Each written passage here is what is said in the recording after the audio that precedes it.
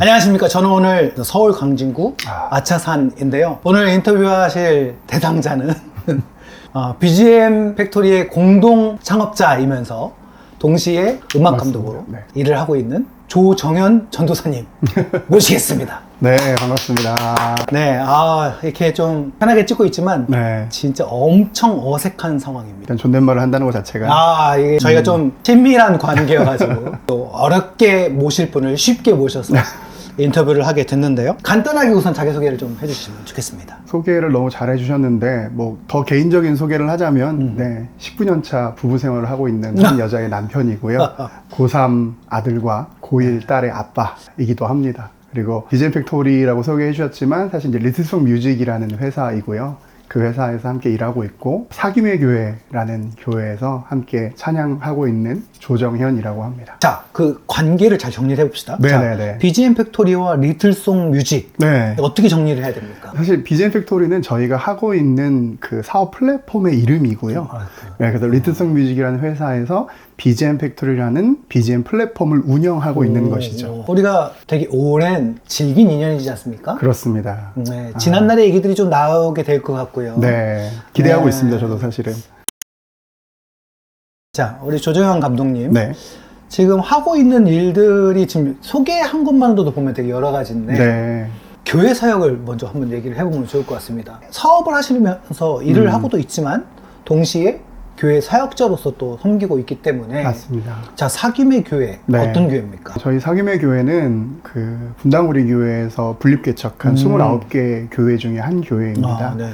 그래서 지금은 현재 분당에서 나와서 서울 도곡동에 위치하고 있고요. 주일 예배는 단대부고에서 함께 예배하고 있습니다. 저는 사실은 올해 1월부터 이 교회와 함께 하게 되었는데요. 그래서 사김의 교회에서 저는 찬양 사역을 담당하게 되었습니다. 그래서 주일 1, 2부 예배 찬양과 또 금요기도의 찬양으로 함께 성도님들과 찬양하고 또 섬기고 있습니다. 요즘도 그런 표현이 있는지 모르겠지만 뭐 음악 사역자, 네, 음악 목사, 음악 전도사 네, 뭐 이런 개념이겠네요. 맞습니다. 그렇게 세분화해서 부르는 교회도 있는데요. 저희 교회에서는 그냥 저는 전도사고 제가 맡고 있는 것이 이제 찬양 요렇게 지금 계속 그 한 포지션으로 계속 사역을 해왔잖아요. 맞습니다. 몇 년째죠? 첫 교회가 2003년이었으니까요. 네, 2003년 서울 약수교회에서부터 찬양 사역으로 시작을 했으니까 횟수로 따지면 23년 정도 23년. 되었네요. 그때가 참 그래도 찬양 사역이 많이 이렇게 성장하고 폭발적으로 이렇게 나오고 있던 시절이었기 때문에 맞아요. 우리가 알고 있는 많은 찬양팀들이 그때 많이 태동을 했다고 저도 들었는데 근데 사실 그거와는 반대로 교회 안에서 그러니까 로컬 교회 안에서의 찬양 사역자는 그렇게 많은 시절은 아니었었죠. 이게 막 생길 때였어요. 맞습니다. 네. 지금도 그렇겠습니다만 보통 부교육자를 뽑을 때 이제 그 조건이 들어가잖아요. 맞습니다. 찬양 사역 가능자라든지 찬양 인도 가능자. 맞습니다. 인도 뭐 가능자. 그렇게 해서 이제 많이 뽑았었는데 저도 이제 원래 보통은 대학원생 때부터 사역을 많이 시작을 하는데 네. 저도 이제 학부 때부터 사역을 시작했거든요. 그 이유가 요구할 줄 안다는 이유로. 그렇죠. 네. 찬양 사역을 할 수 있다. 저도 약수교회 처음 말씀드렸던 그 교회를 시작으로 해서 한 5-6개 교회 정도를 계속 찬양 사역으로만 섬겨왔던 것 같아요. 전문 찬양 인도자로 교회를 섬기는 것이 어떤 느낌인지. 여러분들도 다 아시겠지만 시대의 흐름과 발맞춰서 우리 한국 교회의 찬양들이 많이 변화하기도 하고 발전하기도 하고 또 쇠퇴하기도 했기 때문에 그런 흐름들을 아시는 분들이라면 아마 공감하실 텐데요. 찬양이라는 것이 어느 분, 어떤 사람의 눈높이에서 봤을 때는 정말 당연한 것일 수도 있지만 어떤 분의 눈높이에서 있을 때는 또 그렇게 굳이 전문 사역자가 필요한가 맞아. 라는 생각을 하실 수 있는 분야라고 아마 생각되어졌던 것 같아요. 그래서 처음에만 하더라도 많은 분들이 왜 찬양 사역자가 필요한가에 대한 의문부터 아마 가지셨던 것 같고 그 이전에는 우리가 회중 찬양이 이미 있는데 왜 찬양 팀이 필요한가 라는 생각부터도 많이 가지셨던 것 같고 제가 오래 사역했던 교회에서는 또 찬양 팀은 있지만 그들을 왜 양육해야 하는가 또 왜 훈련해야 하는가에 대한 필요성을 많이 못 느끼셨을 수도 있었다는 생각이 들거든요. 그래서 그런 부분들을 좀 잘 양육하고 훈련해서 예배의 귀한 씨앗으로 쓰고 싶으셨던 교회들에서 아마 저 같은 사람들을 세우시고 부르셨던 게 아닐까라는 생각을 해봤습니다. 청년 사역에 있어서 찬양 사역은 약간 디폴트 값인 그죠. 거죠. 필수로 그렇지. 많이들 그렇게 생각하시는 것 같아요.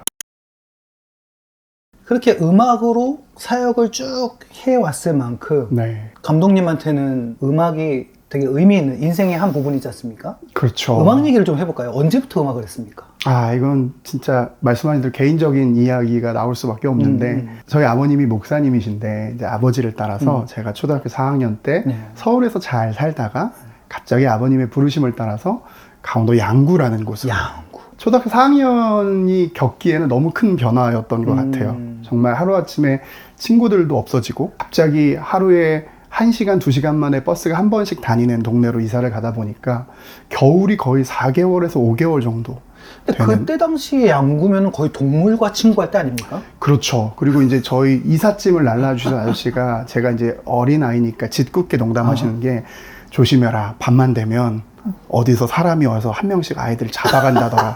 이제 이런 농담이 먹힐 만한 네. 그런 마음을 가진 초등학교 4학년 아이가 양구에 떨어지게 된 거죠.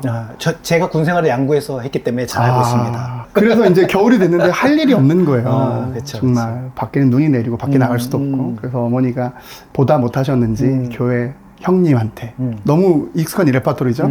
우리 아들이 이런데 와서 기타 좀 가르쳐줘라. 네.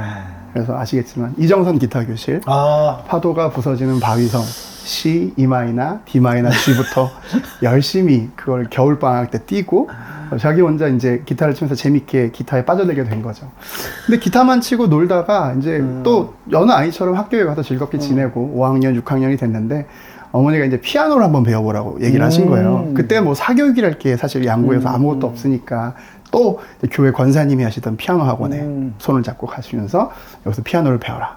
싫어요, 어머니. 재미가 없어요. 한홍 너무 힘들잖아요. 도미라솔 파솔 파. 그래도 한원까지 가셨네요. 갔죠. 저는 도래도래 30분 치다 끝났거든요. 그때 이제 하다가 그만뒀다가 어느 날 이제 다른 피아노 학원에 또 가게 됐는데 거기서 제가 뭘 발견했냐면 이제 옛날에 기억나십니까? 500원짜리 을지악보라고. 선생님의 피아노 책상에서 발견하게 된 거예요. 근데 제가 그걸 보면서 아니 선생님은 왜 이걸 나한테 안 알려주셨지? 그래서 그거를 이제 몰래 치기 시작한 거죠. 우리 같은 사람 실전형인데. 맞습니다. 그래서 그때 감사했던 게 이미 저는 이제 기타를 배웠기 때문에 코드가 피아노 코드가 보이기 시작하는 거예요. 그래서 그게 이제 연결이 되면서 너무 재밌는 이제 팝의 세계로 스스로 이제 입문을 하게 된 거죠. 그러면서 이제 당연히 금요 기도회 같은데 반주할 사람 없으니까 제가 반주하고 피아노 치고 그때 하나 기억났던 에피소드가 뭐냐면 지금은 정말 이제 원로가 되시면 최인혁 목사님이라는 분의 어두워.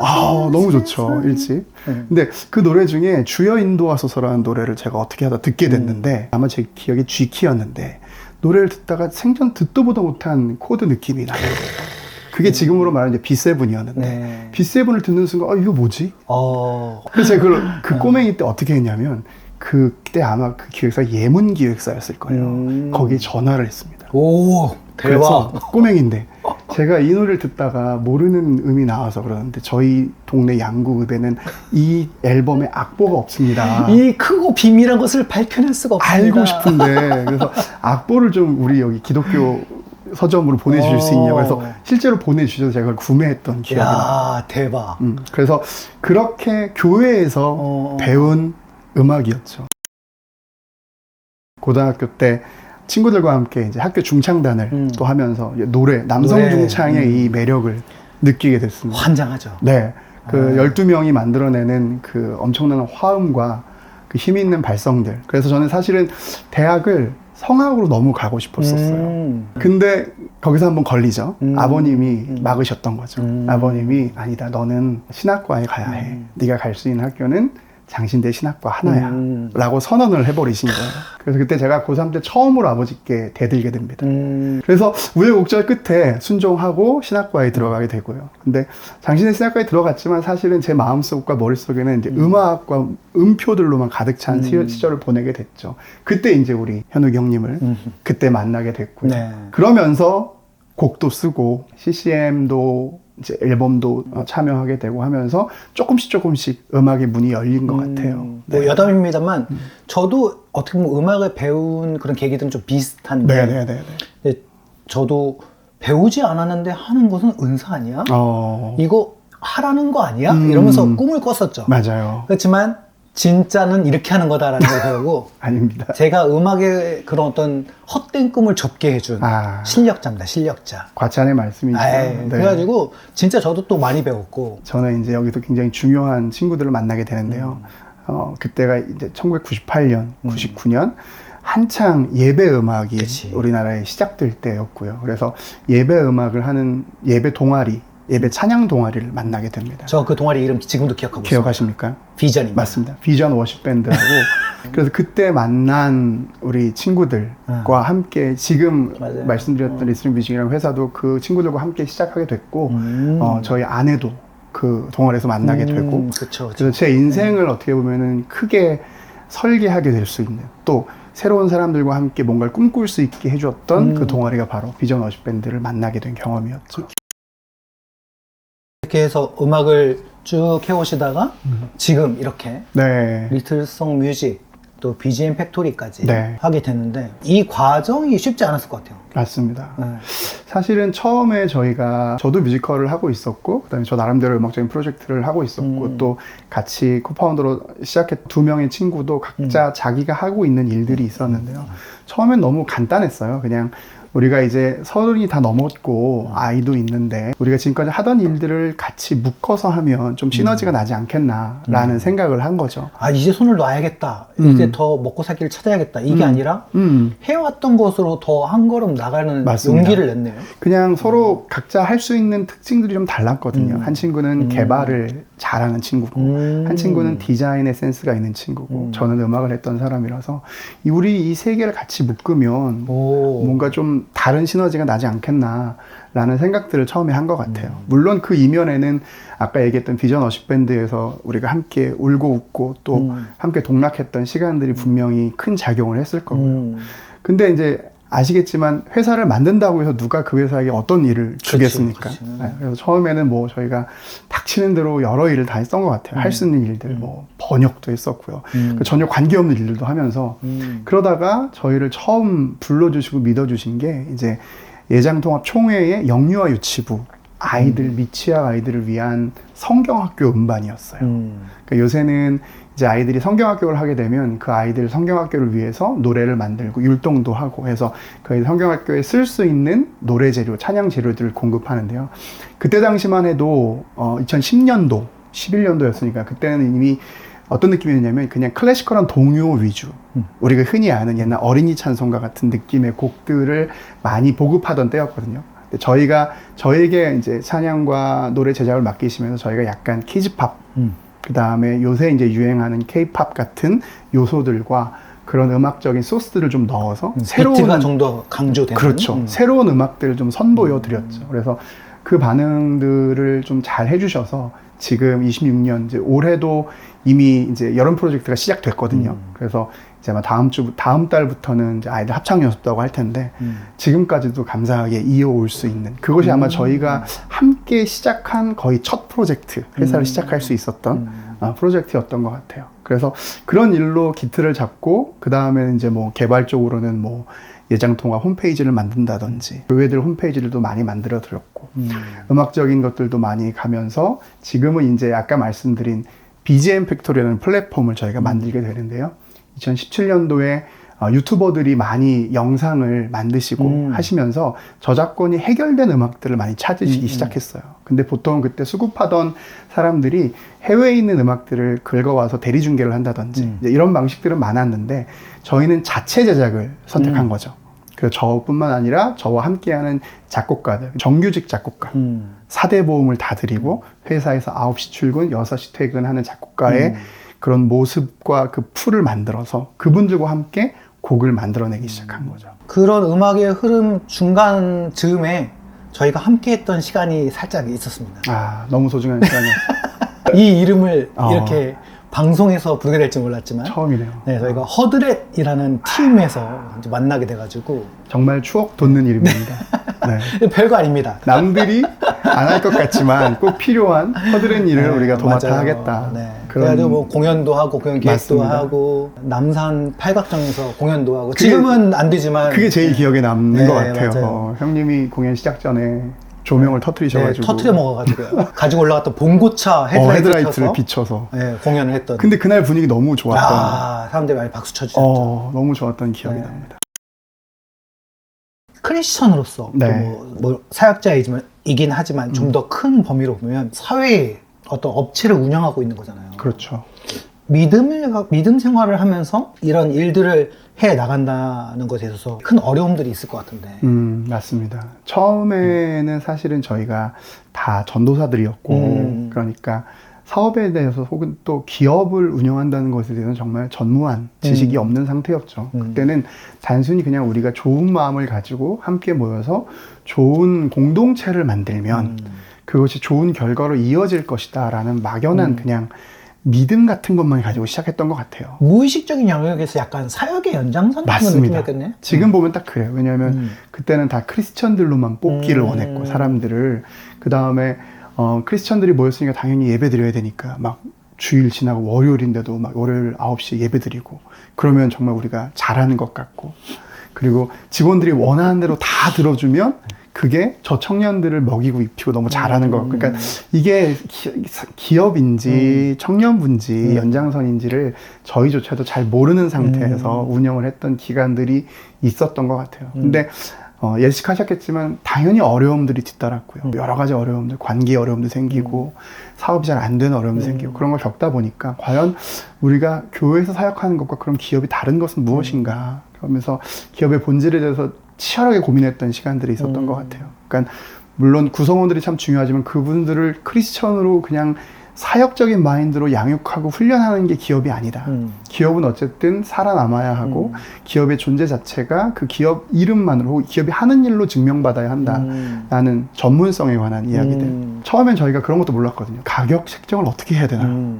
우리가 이 용역을 파는데 용역을 사시는 분들에게 그럼 우리는 이 정도의 이문을 붙입니다를 어떻게 해야 되는지도 몰랐거든요. 근데 또 교회 분들은 또 모르죠. 싸게 해줘. 그렇죠. 그렇게 하는 게 당연한 거라고 느꼈던 시절도 있는데요. 이 기업이 잘 굴러가게 하고 또 우리가 크리스천으로서의 마인드를 잃지 않기 위해서, 그리고 우리가 함께하는 사람들이 크리스천이 비단 아닐지라도 이들에게 크리스천은 이렇게 살아가고 사업을 하고 있다라는 걸 보여주기 위해서 저희 스스로 열심히 노력을 좀 했던 것 같아요. 잘 깨끗한 기업으로 운영하기 위해서. 그래서 뭐 더 이상 뭐 9시에 예배를 드리거나 이런 크리스천이티를 저희가 막 직원들에 쏟아붓지는 않지만 저희가 크리스천으로서의 양심을 가지고 이 힘든 세상 속에서 적절한 이득과 적절한 분배와 이런 것들을 고민하는 것에 이르게 되었죠. 지금 회사를 운영하는 데 있어서 크리스찬이티라 표현했던 어떤 외적인 그런 어떤 기독교적인 형태는 네. 회사에 많이 남아 있습니까?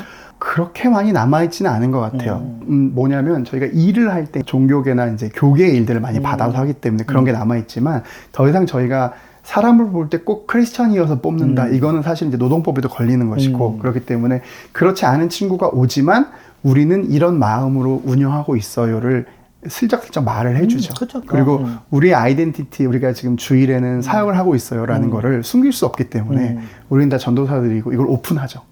저희는 주일에는 사역을 하고요. 주중에는 일을 합니다라는 걸 오픈하고 그 친구들에도 이제 양해를 구하고 그렇게 같이 사역을 하는 방법을 택하고 있습니다. 지금의 인터뷰를 직접 보시는 분들이나 또는 이제 기사로 보시는 청년들은 그런 생각을 좀 고민할 것 같아요. 아다르고 어다르다고 해서 어떤 사업을 운영하고 일을 하는 데 있어서 물질, 돈이라는 것은 네. 좀 더 적나라하게 말하자면 네. 되게 중요한 수단이잖아요. 그럼요. 목적이기도 하고 수단이기도 맞습니다. 한데 아주 전문적인 표현은 아닙니다만 굳이 그런 식으로 표현하자면 운영을 해나가고 또 어떤 그 가치를 인정하고 하는 측면에서의 돈과 또 교회에서 가끔씩 설교로 듣는 너무 돈만을 바라보며 살면 맞아요. 하나님이 기뻐하시지 않는다라는 이런 어떤 묘한 아다르고 어다른 그런 갈등이 있잖아요. 그러한 갈등 속에서 이 사업을 해나가는 크리스천으로서의 그런 해소는 네. 어떻게 정리를 하고 있습니까? 결국은 돈을 이야기할 때 많은 분들이 얘기하실 때 양날의 검이다. 불을 예로 들기도 하고 그래서 결국은 돈을 도구로 바라봐야 한다는 인식이 가장 많더라고요. 저는 그거에 정말 전적으로 동의하고요. 돈이 목적이 아니라 도구다. 도구를 잘 쓰면 목적에 잘 이르러 갈 수가 있겠죠. 사실은 찬양사역을 할 때 제가 많이 설명하는 것 중에 하나가 음악이라는 건데요. 음악이 목적이 된 팀의 아름답지 않은 말로를 너무나 많이 받고, 맞아요. 그렇죠. 음악을 도구로 잘 써서 우리가 하려는 사역, 이 찬양 사역의 목적에 잘 이른 팀의 좋은 말로도 많이 받기 때문에 이 도구를 도구답게 잘 쓰고 해석하는 방법이 좋다면 저는 돈도 마찬가지라고 생각하거든요. 우리가 이런 것도 있었어요. 저희가 이제 어린 시절에 뭔지 잘 구분을 못할 때 그러니까 안 좋은 방식으로 거래를 하자고 하는 기업들도 많았어요. 저희한테. 이게 원래 관행이다라고 하면서 근데 이걸 하면 정말 좋은 이득을 얻지만 저희가 선택했던 것은 하지만 이거는 방법이 옳지 않다. 돈이 나쁜 도구로 변질될 가능성이 크다라는 걸 선택한 거였거든요. 그렇기 때문에 돈이 수많은 것들을 가져올 수 있지만 모든 것의 목적이 될 수는 없다. 좋은 도구이고 우리가 살아가는데 사역을 포함한 하나님 나라를 구현하는데 좋은 도구로 쓰여진다면 그것은 정말 선한 목적을 가지고 도구로 쓰일 수 있다라고 생각을 합니다. 보통 음악하는 사람들은 좀 더 어떤 프리랜서에 가깝고 좀 생활을 잘 보장받지 못하는 경우도 많고 맞습니다. 결과물로서만 어떤 수익을 내는 그러한 직업군으로 생각하기가 쉬운데 이 회사는 흔히 이제 PD라고 말씀하셨잖아요. 이제 고용된 PD들에게 음악을 만들 수 있는 충분한 공간들과 출퇴근 시간 등등 그리고 생활의 보장 등등을 우선순위로 이렇게 만들어준 모습을 보면서 진짜 이 큰 도전을 하고 있는 거구나 라는 생각이 들었거든요. 이런 것들이 우선순위가 되어야 되지 않나 그런 생각이 듭니다. 계속적으로 사역을 해오시면서 또 곡도 쓰고 하다 보니까 당연히 말씀을 보는 것은 기본이고 어떤 묵상하는 삶을 계속 살아오셨잖아요. 맞습니다. 저희가 원래 인터뷰를 작년 말에 하기로 했는데 그렇죠. 이게 미뤄지면서 다행히 또 아까 말씀하셨듯이 옮기신 교회가 매일 성경을 하는 곳이라서 맞습니다. 묵상을 한다는 것에 대한 어떤 개인적인 마음가짐이나 묵상에 대한 태도 뭐 등등등 한번 얘기해 주시면 좋을 것 같아요. 글쎄요. 이게 일단은 먼저 제가 사역자이니까 사역자로서의 묵상은 정말 필수한 것이죠. 특히나 찬양 사역자로서의 저를 보자면 사실은 찬양 사역자가 가장 빠지기 쉬운 함정이 내가 느끼고 내가 경험한 대로만 뭔가 선곡과 찬양을 하는 것이라고 생각하거든요. 그러니까 내가 이만큼 느꼈으니까 이걸 사람들이 느끼면 좋겠지 라든지 혹은 내가 듣기에 좋은 찬양이니까 남들도 듣기에 좋겠지 라는 어떤 개인적인 기준으로만 찬양을 하고 선곡을 하고 부르게 되면 사실은 굉장히 위험한 곳으로 갈 수 있다고 저는 느끼거든요. 그래서 저는 항상 사역을 할 때는 항상 온 교인이 함께 나눌 담임 목사님의 말씀을 먼저 제가 충분히 숙지하고 무슨 말씀을 하시려는 건지에 대한 묵상이 되어야 한다고 생각을 해요. 그래서 그 부분에 대해서 많이 고민을 하고 사역을 해왔고요. 물론 감사하게도 목사님이 미리 말씀을 주실 때는 너무 할 수 있었지만 그렇지 않을 때도 같이 고민을 나누고 이렇게 했던 기억이 나고요. 그 다음에 이제 개인적으로 한 사람의 인간으로서는 사실은 어떻게 보면 그 묵상을 했을 때와 안 했을 때 저의 영적인 마름과 갈급함이 정말 많이 차이가 나는 걸 느껴요. 저도 사실은 뭐 쓰러질 때도 있고 힘들 때도 있지만 그럴 때 먼저 찾는 것이 무엇인가라고 내가 냉철하게 봤을 때 사실은 말씀이 아닐 때도 있었거든요. 그런 때 그런 시절에 저를 가만히 뒤돌아서 보면 정말 얕은 인생이구나. 나조차도 사역자라고 불릴 만한 어떤 건덕지도 없는 약한 인생이구나. 반대로 말씀을 먼저 잡고 있었던 때를 바라봤을 때는 그래서 하나님이 나를 살려두시는구나. 그래서 하나님이 다시 나를 들으시는구나 라는 생각을 할 정도로 인간 그냥 저 조정현에게 있는 묵상이라고 해도 사역자를 제껴놔도 정말 필수 불가결한 것이 아닌가라는 생각을 합니다. 근본적인 묵상을 생각할 때는 신앙이라면 할 수밖에 없는 거죠. 그러한 것임을 또 잘 얘기를 해주신 것 같습니다. 물론 이전에부터 이미 매일성경을 아셨겠지만 이제 새로운 교회에서 매일성경이 좀 주된 사역의 툴이 되면서 맞습니다. 좀 이렇게 접해보셨잖아요. 어떠세요? 매일성경에 대한 느낌이나 뭐 이런 것들. 매일성경의 삶을 제가 거의 한 10년 넘게 계속 교재로 쓰다가 매일성경으로 딱 넘어와서 느낀 것은 그 마음은 뭐냐면 굉장히 직관적이다라는 거였어요. 어떤 게 직관적이냐면 일단 형태가 직관적이에요.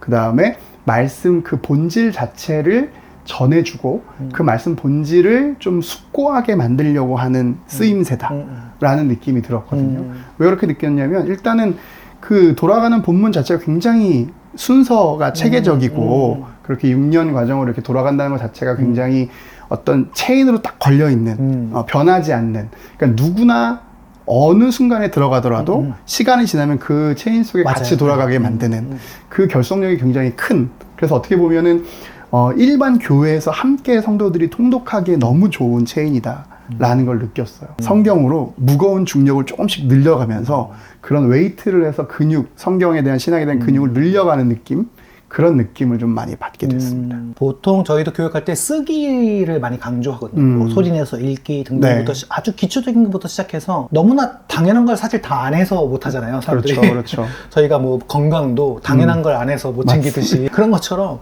되게 당연한 것들을 순서를 하나하나씩 되새기면서 저희가 교육을 하는데 그 중에 강조하는 것 중에 하나가 쓰기거든요. 네. 그래서 많이 기록하고 묵상하면서 쓰면 또 그만의 어떠한 가사들이 나오니까. 맞습니다. 저희도 어린이 부서 같은 경우에는 어린이 그 매성경 편집자들은 작년 한 해 처음으로 시편 동시 축제를 했었어요. 그건 뭔가요? 그래서 아이들이 묵상을 하고 시를 써서 보내면은 심사를 해서 하는데 실제로 아이들이 시편을 쓰는 네, 거군요. 그쵸. 너무 좋은데요? 그러니까 말씀 묵상해서 글을 쓰는 거죠. 근데 거의 1000편 가까이가 들어와가지고 와. 뭐 200편을 추려서 이제 전문 심사위원들이 네. 이제 심사하시고 시인들께서 그렇게 해서 진행을 했었는데 와 아이들의 글솜씨가 엄청납니다. 어마어마하죠. 아이들만의 그 순수한 표현들로 봤을 때 너무너무 재밌기도 하고 감동도 있고, 그래서 사실은 한 해만 딱 하려고 했는데 결국 올해도 하거든요. 와, 매년 행사로 커지게 됐나요? 완전히요. 뭐 이렇게 두서없이 얘기하다 보니까 뭐 준비한 얘기를 또 다 했는데 마지막 마무리를 좀 해보면서 한번 얘기를 해보도록 네네. 하겠습니다. 묵상을 쭉 해오면서 그렇다면 나에게 묵상이란 이것이다. 표현해 줄 수 있을까요? 이 질문을 먼저 받고 참 많은 생각이 들긴 했는데요. 여러 가지 뭐 좋은 구절들도 많이 떠오르고 했는데, 그냥 우리가 겉모습은 참 사람들이 잘 바꿀 수 있는 것 같아요. 뭐냐면 예쁘게 화장을 하기도 하고 네네. 다이어트를 하기도 하고 네, 맞아요. 또 성형수술을 하기도 하고. 근데 우리 둘은 안 바뀐 거 알죠? 그래서 너무 좋은 것 같아요. 근데 네. 이제 저희도 이제 부모님들이 나이가 드시다 보니까 네. 이제 뼈 건강을 계속 생각할 수밖에 없더라고요. 근데 뼈는 정말 의사분들이 말씀하시는데 맞아요. 오래도록 천천히 매일매일 관리해주지 않으면 나중에 정말 힘들어진다라는 얘기를 얘기하시고 많이 바로 또 하시더라고요. 허리를 또 피게 되네요. 네. 코어를. 그렇게 생각을 해보니까 결국 이 묵상이라는 것이 신앙생활의 뼈대를 만든 것 같다. 우리가 겉모습은 얼마든지 뭐 우리의 뭐 상황이나 감정이나 뭐 현실들이 바뀔 때마다 뭔가를 조절할 수 있는 것처럼 보이지만 이 묵상을 꾸준히 한 사람과 그렇지 않은 사람의 신앙의 뼈대의 건강 상태는 좀 다를 것이다라는 생각이 들어요. 그래서 그냥 가만히 생각해도 뼈에 좋은 게 뭐지? 그러다 생각하니까 칼슘이더라고요. 그래서 묵상은 신앙의 칼슘이 아닙니다. 뼈를 구성하는 가장 근본적인 무기질. 영적 고혈당증을 맞습니다. 방어하기 위한. 맞습니다. 네, 그래서 묵상하지 않으면 영적 칼슘 섭취가 되지 않아서 나중에 고생한다. 우리의 영이 구부정해지지 않기 위해서. 그렇죠. 신앙의 걸음을 똑바로 경주하기 위해서.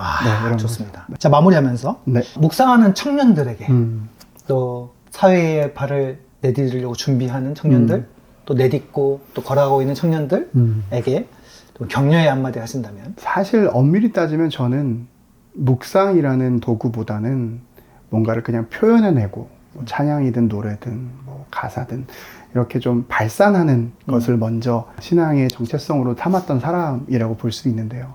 사역을 하다 보니까 이 나눌 거리들 혹은 우리가 전해야 할 거리들에 대해서 집중하다 보니까 자연스럽게 말씀과 묵상이 제 삶으로 들어오더라고요. 들어올 수밖에 없고 저는 그게 결국은 제가 그렇게 찾던 나의 하나님께서 나에게 말씀해 주시는 순간이라고 느꼈어요. 하나님을 만나는 여러 가지 방법들이 있지만 하나님께서 매일매일의 묵상 속에서 나에게 주시는 말씀을 잘 귀 기울여 듣는 것, 그것만으로도 아까 말씀드린 신앙의 뼈대가 천천히 잘 세워질 거라고 생각합니다. 그래서 하나님께서 그렇게 말씀하시는 계기들이 분명히 있을 텐데 교회에서 뭔가를 시작한다고 하던지 아니면 어떤 사람이 권유를 하던지 혹은 누군가 이렇게 매일 성경을 한 권 주던지 그런 계기들을 그냥 뿌리치지 마시고 자연스럽게 받아들이시고 하나님의 말씀을 듣는 계기들을 더 많이 만들어 가시면 여러분들의 신앙생활이든 또 직장생활이든 더 튼튼해지지 않을까라는 생각을 해봅니다. 앞으로 또 계속 사업을 해나가시면서 네. 지켜왔던